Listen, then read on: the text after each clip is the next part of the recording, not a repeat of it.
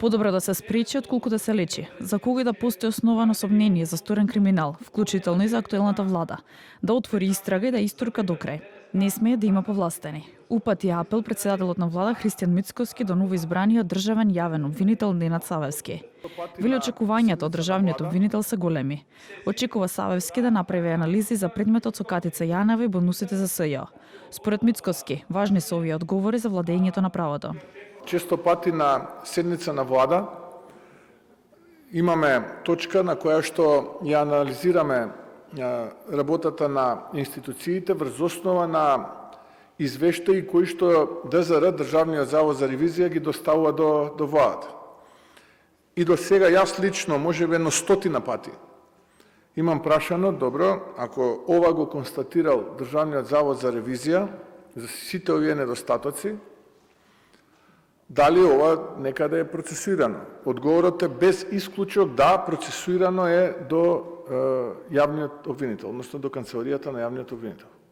Очекувам сите овие предмети да бидат извадени и да се стават во обработка, односно да се работат и да се види дали таму има основано сомневање за сторен криминал од тие институции, односно од луѓето кои што ги воделе тие институции, или нема.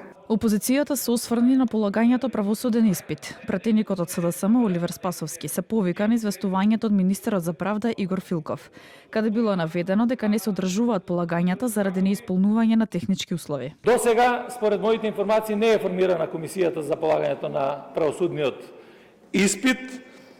Многу од кандидатите, млади правници кои што трошат и време, и енергија, и пари, патување до Скопје и така натаму, очекуваат можност за полагање на овој правосуден испит.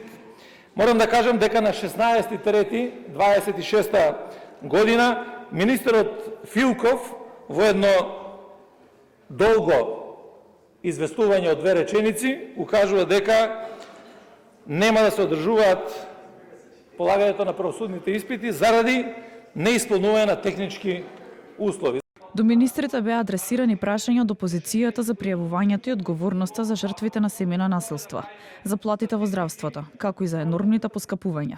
Седницата за пратенички прашања редовно се одржува секој последен четврток во месецот.